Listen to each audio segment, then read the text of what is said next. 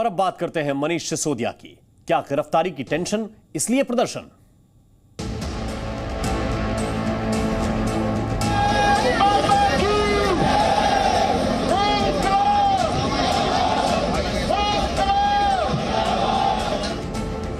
हम लोग भगत सिंह के अनुयायी हैं।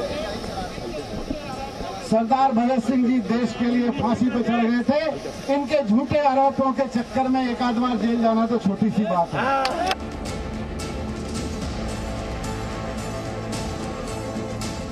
आपने ये एक्साइज पॉलिसी इतना अच्छा था तो इसे वापस क्यों लेना पड़ा? मैं जेल चला जाऊं तो अफसोस मत करना, गर्व करना इस बात पे।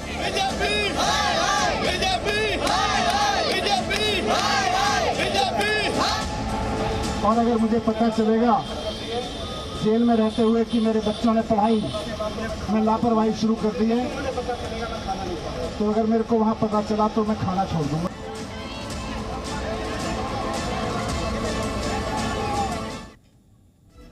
खबर यह है कि मनीष सिसोदिया से सीबीआई पूछताछ कर रही है और लगातार सीबीआई की यह पूछताछ जारी है। पिछले करीब 5 घंटे से मनीष सिसोदिया सीबीआई के पास हैं और सीबीआई की टीम उनसे लगातार पूछताछ कर रही है।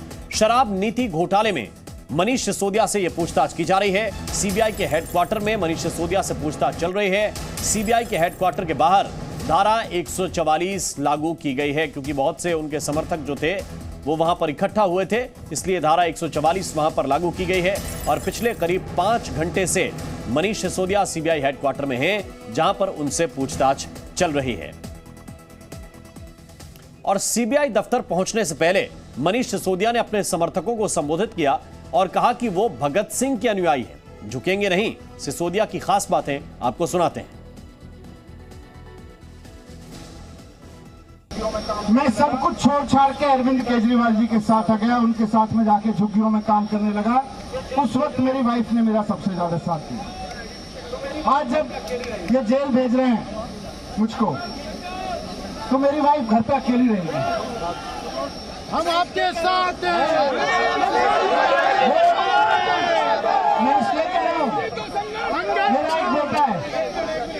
मेरा एक बेटा है जो यूनिवर्सिटी में पढ़ता है और मेरी वाइफ घर पे अकेली रहेगी। वो आजकल बहुत बीमार रहती है।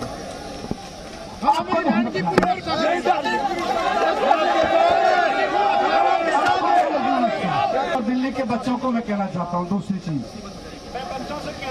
स्कूलों में पढ़ रहे बच्चों से मुझको बहुत प्यार है।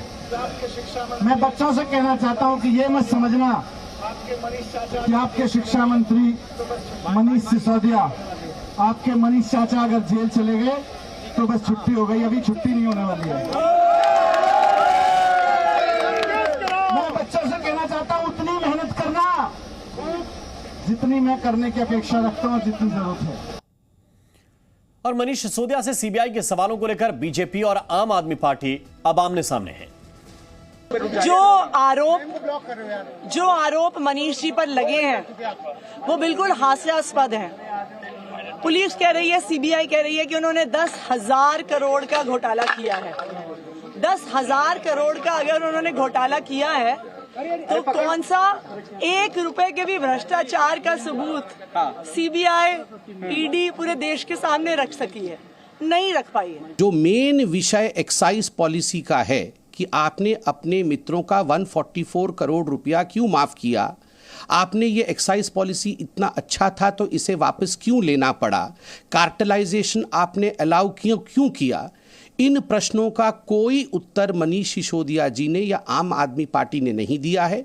और आज जिस प्रकार का माहौल बनाने की कोशिश आम आदमी पार्टी कर रही है, कभी भारतीय जनता पार्टी को गाली देना, कभी हमारी नेताओं के खिलाफ कहना, एक बात तो स्पष्ट है कि सच्चाई को छुपाने की होड़ में आम आदमी पार्टी इस पूरे जश्न भ्रष्टाचार में लगी हुई है और एक इवेंट मैनेजमेंट के रूप में काम कर रही है।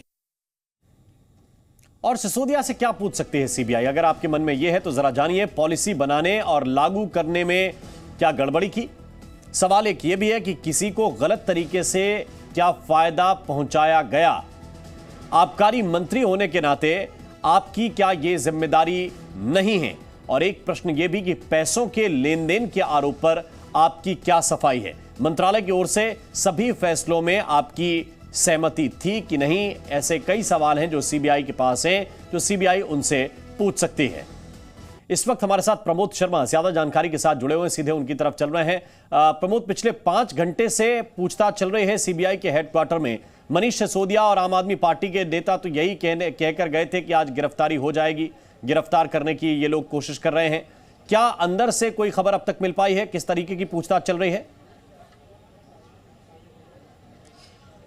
देखिए, बिल्कुल एक्साइज पॉलिसी को लेकर जो प्रिवेंशन ऑफ करप्शन एक्ट और साथ में क्रिमिनल कॉन्स्पिरेसी को लेकर सीबीआई पूछताछ कर रही है। दूसरी बार है जब मनीष सिसोदिया से आज पूछताछ की जा रही है और इस पूछताछ के दौरान जो है काफ़ी सारे इलेक्ट्रॉनिक डॉक्यूमेंट्री और डिजिटल एविडेंस है वो सीबीआई अपने साथ लेकर बैठी है, क्योंकि अक्टूबर के महीने में जब मनीष सिसोदिया से पूछताछ हुई थी तो उसके बाद काफ़ी सारा डेवलपमेंट जो है अब तक हो गया है। कई लोगों को गिरफ्तार किया गया है। चार्जशीट इसमें 7 लोगों के खिलाफ फाइल कर दी थी, जिसमें जो विजय नायर था, जिसकी भूमिका सबसे ज़्यादा इस पूरी पॉलिसी को बनाने को लेकर थी, और उसने जो है मनीष सिसोदिया और यह आम आदमी पार्टी के बाकी लोगों के कहने पर ये पॉलिसी बनाई थी। और इस पॉलिसी को जो है जो साउथ का कार्टेल है उसको बीच में इन्वॉल्व किया था, जिसके लिए समीर महिंद्रू ने, जो इंडो स्पिरिट के मालिक हैं, उसके ज़रिए उनको किया था। और इसमें जो कमीशन था वो 2% से 12% कर दिया था।